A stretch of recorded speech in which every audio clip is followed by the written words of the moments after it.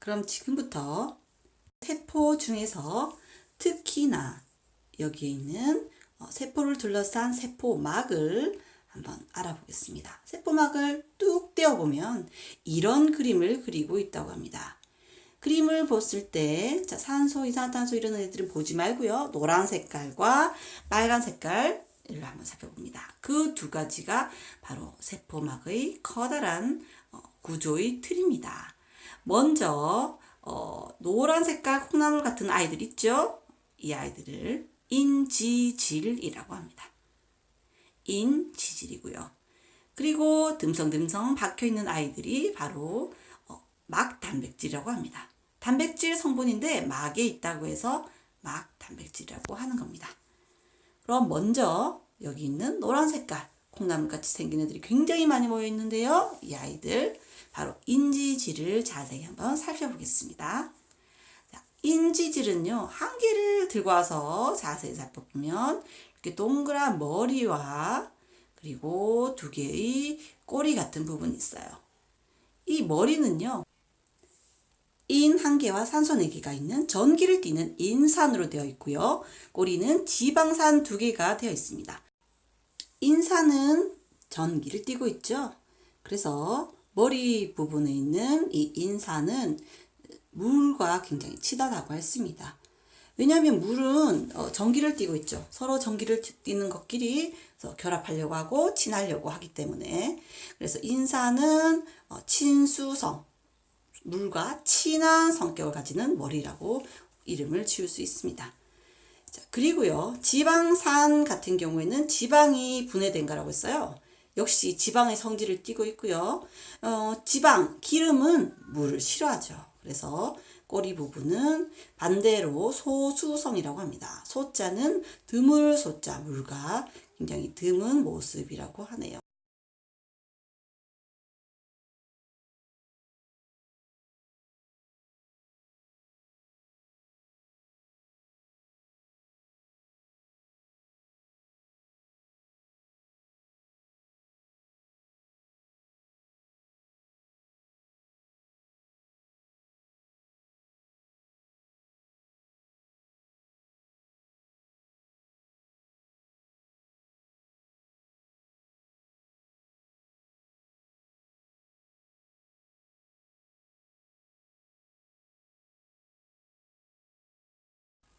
이 인지질들이 물속에서는 어떻게 될까요? 자, 여기에 인지질이 있습니다. 물로 가득 찬 환경에서 인지질이 여러 개 모여 있습니다. 자, 4개만 5개만 있는 게 아니고요. 사실은 우리 몸속에는 바로 엄청난 많은 인지질이 있죠. 엄청난 많은 인지질들이라고 생각해 주세요. 자, 물로 가득 찬 환경의 우리 몸속에서 인지질은 서로 물을 좋아하는 부분이 있고 싫어하는 부분들이 당연히 있습니다. 그러면 이 물에서 효율적으로 살아가기 위해서 물을 좋아하는 소수성 머리들은 서로 결합하는 경향이 있고 친수성 머리들은 자기끼리 결합하는 경향이 있겠죠. 그래서 지금과 같은 모양으로 하나의 큰 원을 유지하고 있습니다. 자, 어때요, 여러분? 우리 물의 환경을 하고 있는 우리 세포 속에서는 이 인지질들이 2개의 층으로 이루어져 있다는 것을 알게 했나요? 어떤 친구는 마치 빵또와 같은 모습이라고 하는데요. 예. 분명히 한 층, 2층, 물론 방향은 좀 다르지만 분명히 2층의 어떤 모습을 보이고 있습니다. 윗부분은 친수성 머리들이 있겠고요. 또 제일 아랫부분도 친수성, 그리고 꼬리끼리 모인 부분은 소수성의 성질을 우리 세포막이 띠고 있는 거죠. 그렇다면 이것을 통틀어서 인지질이 몇 층? 2중으로 되어 있다 해서 이중층이라고 하는 말을 지었습니다. 자, 인지질이 이중층 있는 것을 한 후에 그 사이에 듬성듬성 박혀 있는 바로 막단백질들이 있습니다. 자, 이 막단백질들은 과연 무슨 역할을 할지 좀 궁금하기도 합니다. 이렇듯 우리 세포의 세포막은 파묻혀 있거나 인지질 부분과 관통하고 있다고 알고 있으면 거기에 되겠습니다. 끼어 있는 막 단백질로 이루어져 있다라는 것을 큰 틀에서 알면 되고요. 두 번째, 우리 세포막의 기능을 배웠는데요. 처음에 세포막은 세포의 형태를 유지시켜 줍니다. 두 번째, 그냥 단순히 모양을 유지하고 있는 게 아니라 세포의 안박 밖으로 물질들이 이동할 수 있다고 했습니다. 그 중에서 그것을 선택적 투과성이라고 합니다. 자, 이건 무슨 뜻일까요? 그냥 마구마구 물질이 왔다 갔다 하는 게 아니고요. 물질의 종류와 크기에 따라서 선택적으로 물질의 이동을 조절하고 있다는 것입니다. 자, 볼게요. 선택적 투과성. 굉장히 중요한 말이고요. 우리 세포막의 중요한 기능입니다. 자, 인지질을 직접 통과할 수 있는 그런 물질들은 어떤 게 있을까요? 자, 일단 인지질은 아주 얇은 머리, 친수성 머리가 있고요. 두꺼운 소수성 꼬리의 어떤 층이 나뉘어져 있습니다. 크기가 작을수록 이 사이사이를 잘 끼어 들어가서 왔다 갔다 할 수가 있습니다.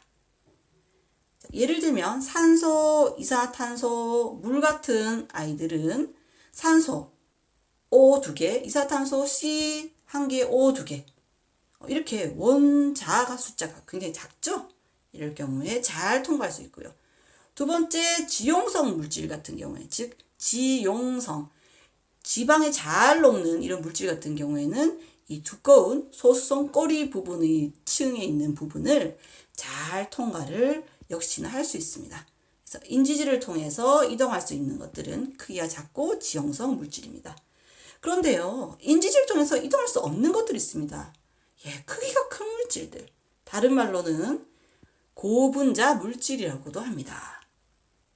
분자량이 굉장히 큰 물질이라는 뜻이에요. 예를 들면 단백질이나 핵산 이런 것들은 분자 구조가 굉장히 복잡하죠.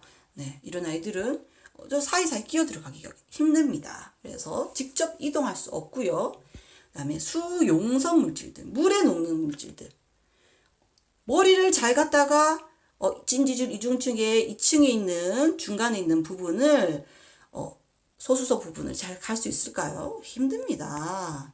그래서 포도당, 아미노산, 이온들, 각종 이온들은 수용성 물질, 물에 잘 녹는 성질을 가지고 있는데요. 이 아이들은 인지질을 직접 통과하기가 힘듭니다. 그런데 포도당과 아미노산, 이온들은 때에 따라서 세포한테 필요할 수가 있거든요. 그러면 이 수용성 물질들은 어떻게 받아들이거나 나갈 수 있을까요? 바로 막단백질, 저기 있는 빨간 색깔 막단백질을 통해서 이동을 할 수가 있습니다.